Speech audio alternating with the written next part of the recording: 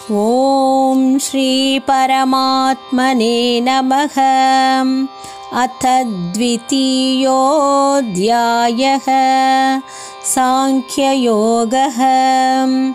संजय उवाच तन्तथा कृपयाविष्टम् अश्रुपूर्णाकुलेक्षणं विषीदन्तमिदं वाक्यम् उवाच मधुसूदनः। श्रीभगवानुवाच कुतस्त्वाकश्मलमिदं विषमे समुपस्थितम् अनार्यजुष्टमस्वर्ग्यम् अकीर्तिकरमर्जुनम्। क्लैब्यं मास्मगमः पार्थ नैतत्त्वय्युपपद्यते। क्षुद्रं हृदय दौर्बल्यं त्यक्त्वोत्तिष्ठ परन्तप। अर्जुन उवाच कथं भीष्ममहं सङ्ख्ये द्रोणं च मधुसूदनम् इषुभिः प्रतियोत्स्यामि पूजार्हावरिसूदनम्। कुरु न हत्वा महानुभावान् श्रेयो भोक्तुं भैक्ष्यमपीहलोके हत्वार्थकामांस्तु गुरूनिहैव भुञ्जीय भोगान् रुधिरप्रदिग्धान्। न चैदद्विद्मः कतरं तोकरीयः यद्वा जयेम यदि वा नो जयेयुः। यानेव हत्वा न जिजीविषामः तेव स्थिताः प्रमुखे धार्तराष्ट्राः। कार्पण्यदोषापगतस्वभावः पृच्छामि त्वं धर्मसम्मूढचेताः। यच्छ्रेयस्यान्निश्चित्यं ब्रूहि तन्मे शिष्यस्तेगं याधि मां त्वां प्रपन्नम्। न हि प्रपश्यामि ममापनुद्याद् यच्छोगमुच्चोषणमिन्द्रियाणाम् अवाप्य भूमावसपत्नं रुद्धं राज्यं सुराणाम् अपि चाधिपत्यम्। संजय उवाच एवमुक्त्वा हृषीकेशं गुडाकेशः परन्तपः न योऽस्य इति गोविन्दं मुक्त्वा तूष्णीं बभूवः। तमुवाच हृषीकेशः प्रहसन्निव भारत सेनयोरुभयोर्मध्ये विषीदन्तमिदं वचः।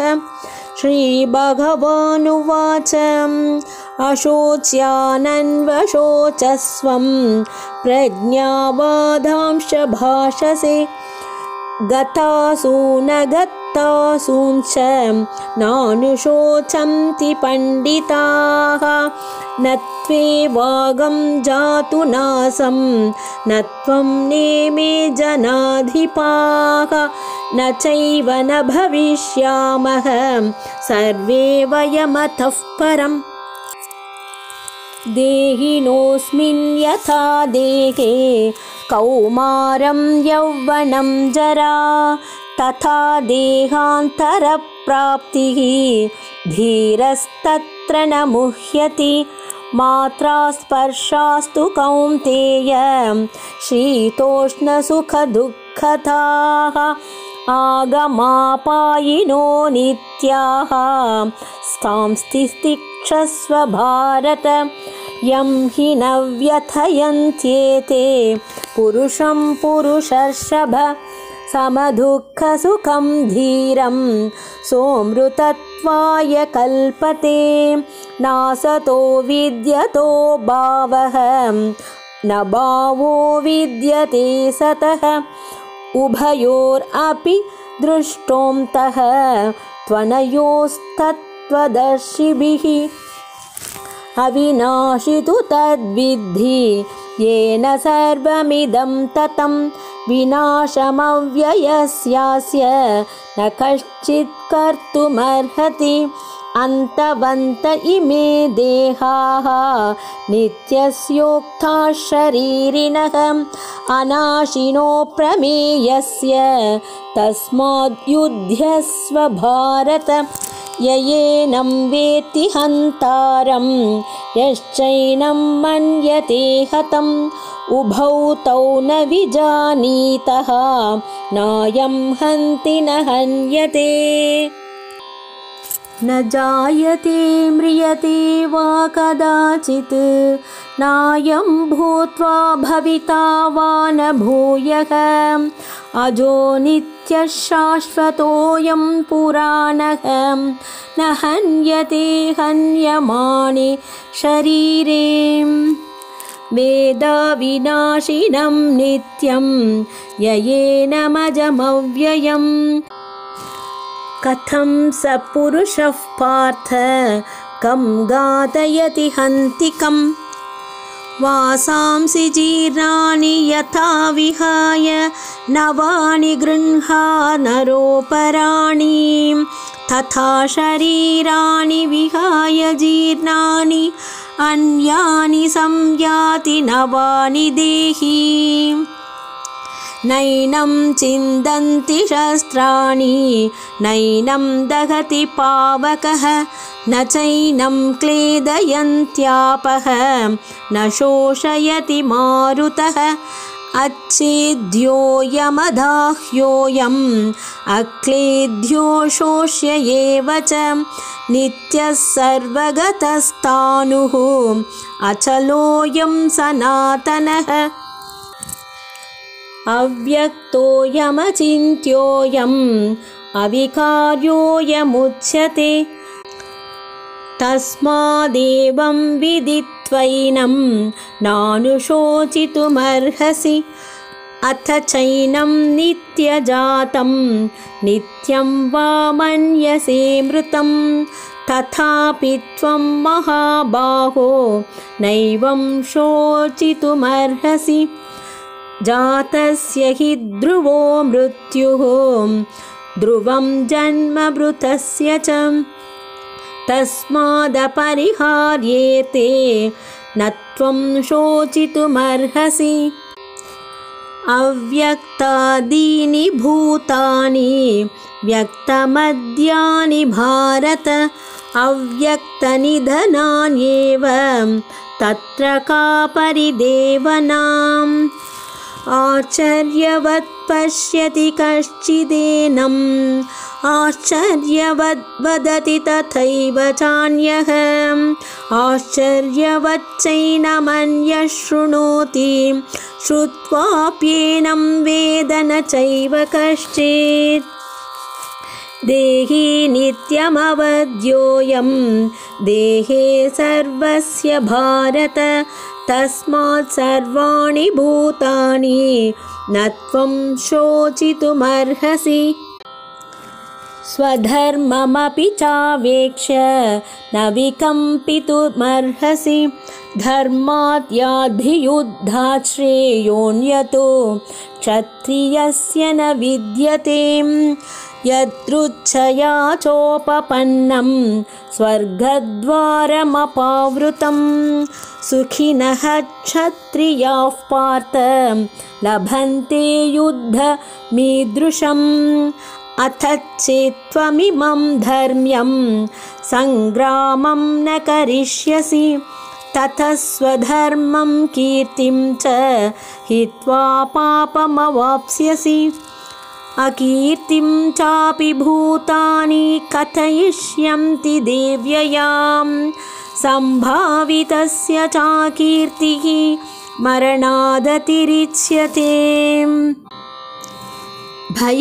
भयात्रणादुपरतं मन्स्यन्ते त्वां महारथाः येषां च त्वं बहुमतः भूत्वा यास्यसि लाघवम् अवाच्य वादांश्च बहून् वदिष्यन्ति तवाहिताः निन्दन्तस्तव सामर्थ्यं ततो दुःखतरं नु किम्